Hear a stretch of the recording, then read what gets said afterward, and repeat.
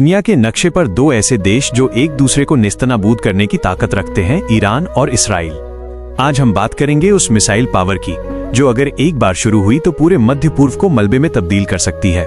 शुरुआत करते हैं ईरान से, जिसे दुनिया में मिसाइलों का सबसे बड़ा जखीरा रखने वाले देशों में गिना जाता है। ईरान की सबसे घातक मिसाइल फतह 1 है, जो एक हाइपरसोनिक मिसाइल है और आवाज से 15 गुना तेज चलती है। ईरान का दावा है कि फतह मिसाइल इसराइल के किसी भी डिफेंस सिस्टम को चकनाचूर करने की क्षमता रखती है।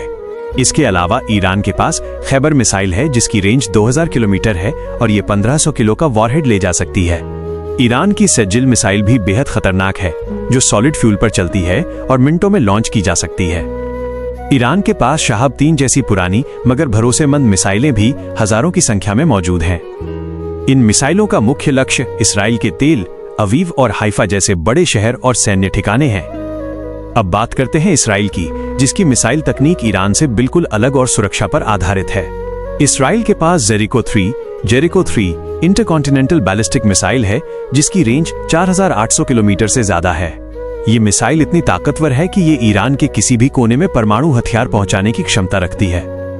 लेकिन इसराइल की असली ताकत उसकी मिसाइलों से ज्यादा उसके मिसाइल डिफेंस सिस्टम में छिपी है। इसराइल का एरो 3 सिस्टम अंतरिक्ष में ही दुश्मन की बैलिस्टिक मिसाइलों को मार गिराने के लिए बनाया गया है। इसके बाद आता है डेविड स्लिंग, जो मध्यम दूरी की मिसाइलों और क्रूज मिसाइलों को हवा में ही खत्म कर देता है। और सबसे मशहूर है आयरन डोम, जो छोटी दूरी के रॉकेटों के लिए एक अभेद्य दीवार की तरह काम करता है। ईरान की रणनीति सटीकता से ज्यादा संख्या पर निर्भर है, यानी एक साथ सैकड़ों मिसाइलें दागकर डिफेंस सिस्टम को थकाना।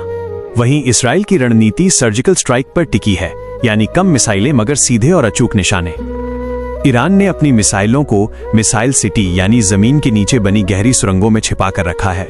वहीं इसराइल ने अपने लॉन्चर्स को मोबाइल रखा है, जिन्हें आसानी से एक जगह से दूसरी जगह ले जाया जा सकता है।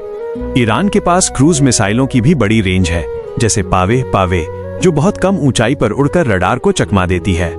इसराइल के पास लोरा जैसी घातक मिसाइलें हैं, जिन्हें समुद्र और जमीन दोनों से लॉन्च किया जा सकता है।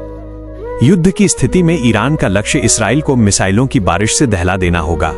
वहीं इसराइल का लक्ष्य अपनी मिसाइलों से ईरान के मिसाइल लॉन्च पैड्स को युद्ध शुरू होते ही नष्ट करना होगा। यह मुकाबला एक तरफ अजेय तलवार ईरान की मिसाइलें और दूसरी तरफ अभेद्य ढाल इसराइल का डिफेंस के बीच है।